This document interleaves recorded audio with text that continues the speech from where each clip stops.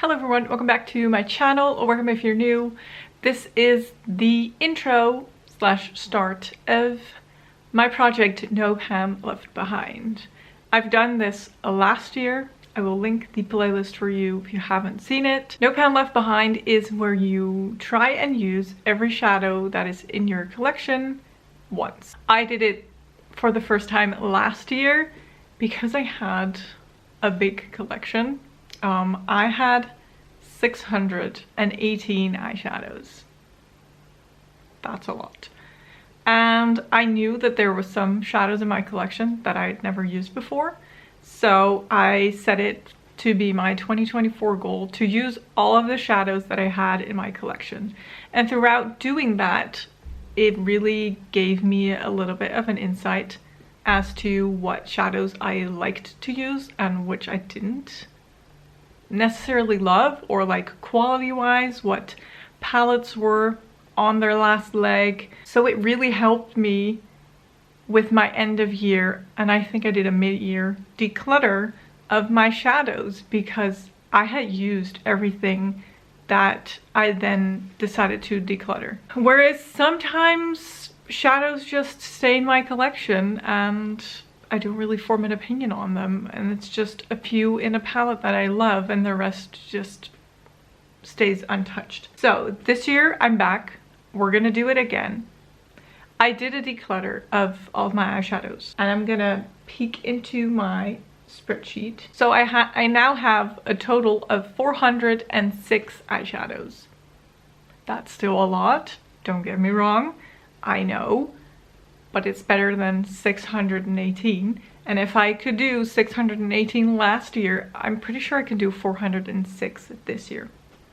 I am thinking about introducing a eyeshadow usage project in place of Beauty Bank. I've done a recap of Beauty Bank 2024, like the last month, and I talked about what to do with my eyeshadows and the usage, and I want to do a little bit more than just one use, but for this project it's going to be one use. I made a spreadsheet again. I did it in Excel now. I don't know if I will love it more than the one I made last year. I don't have a physical one anymore. Since I want to do that usage project with my eyeshadows, I will write down every day what shadows I've used to keep track of that. And then at the end of the month, I will tally up all the shadows and I will put them in the spreadsheet. And then I can also color them in if I had not used them before. It's all whatever. It's my job to keep it up to date and your job to just watch and follow along, hopefully, and see if I can use all of my shadows this year at least once. So for my spreadsheet, I'm gonna put it up on screen. I hope you can see all of my palettes at once. I think it should fit on screen. I don't know how good you can read the titles, like the palette names, but I have put them all in this spreadsheet as per what palette they're in. The only exception is my Glam Shop singles and my ColourPop singles. So as for singles, I have the BeautyBay singles. Those are some depotted shadows, and I could just put in like 2 shadows come from the BeautyBay Berries palette and then 4 come from the BeautyBay Midnight palette, but I just categorize them as BeautyBay singles. Then I've done the same for Zoeva. I've depotted my Zoeva palettes, so Zoeva singles. I don't think they will get moved around a lot. And Mica Beauty Shop singles, more towards the right side, is also just in its palette. They stay together pretty much all the time. But the Glam Shop singles I put in as if they're in one palette. I have a total of 49 Glam Shop singles. They are in, and I'm gonna show you. Ooh, the sun is coming out. Great. My Glam Shop singles are in this big palette. I'm not gonna do the math on how many are in here. And then I also have a few in here. So these two and then this little row is also Glam Shop. Because they don't fit in one palette, I do move them around from time to time. I do also have, see, I knew I was forgetting them. 2 in here. So this is a Glam Shop and that is a Glam Shop single. So what I do when I want to work on, oh my gosh, this is annoying. I'm very happy that the sun is shining, but not right now. I want to film. I want to finish this video and I want to be able to see. I fix it. Close the curtain. Put up your ring light. We're gonna continue like this. So as I was saying, or trying to say before I was blinded by the sun, my Glam Shop singles, if I want to work on them, I move them in to smaller palettes. Because working out of a palette this size, I don't love that. So they get moved around. Last year I had, I think, this whole palette full and then one smaller palette, but it started to overflow. So I've just marked them as one palette in my spreadsheet. I'm gonna just have to write down the names, and as I go along I will just color in the little squares.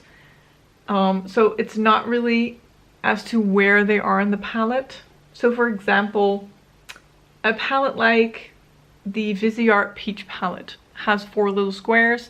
If I use the top left one, I will color in the top left one. Because these Glam Shop singles move around all over the place, all over different palettes, I will just, for myself, document what shades I've used.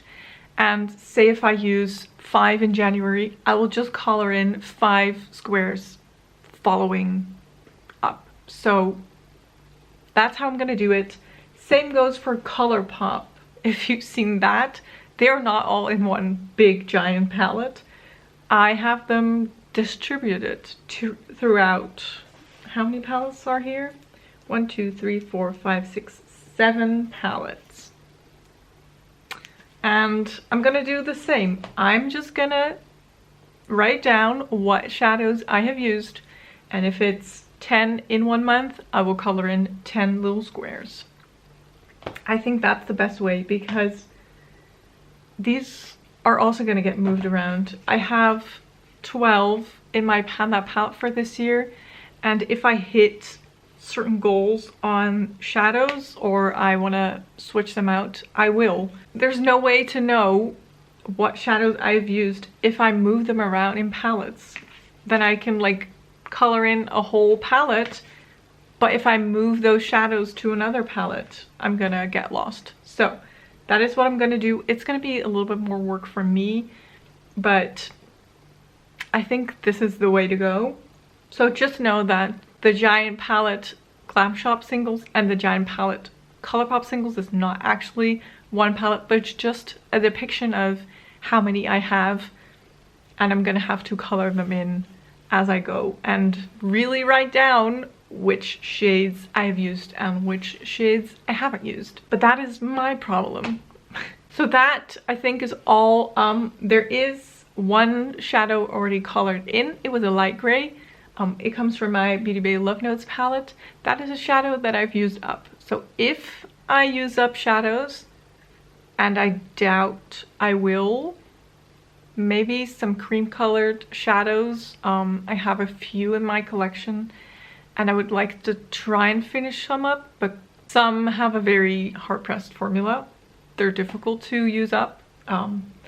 But if I use a shadow up, I will color it in with a light gray, meaning it's not in my collection anymore. So that shadow, that little square, is also not counted as a shadow in my collection because there's no shadow left. And I could also mark all the shadows that I have pan, but for this project, that is not really the focus, like hitting pan. I might do it in the future, and I know for sure that for 2025, I'm like recording all of the pans that I've hit. So at the end of the year, I could maybe fill in with a different color, like these are all the pans I've hit. I think it would be fun for the overview, but maybe not per se in this project, but just as a recap at the end of the year. But we shall see. So that is my intro for No Pan Left Behind. I really hope you enjoyed it. I really hope you're excited that it is back. I am. And like I said, I want to get more use out of my shadows. So stay tuned for possibly a different project for eyeshadow usage. Yeah, I really hope you enjoyed this video. If you did, don't forget to give it a thumbs up. Don't forget to subscribe, and I will hopefully see you in one of my next ones. Thank you so much for watching. Bye bye.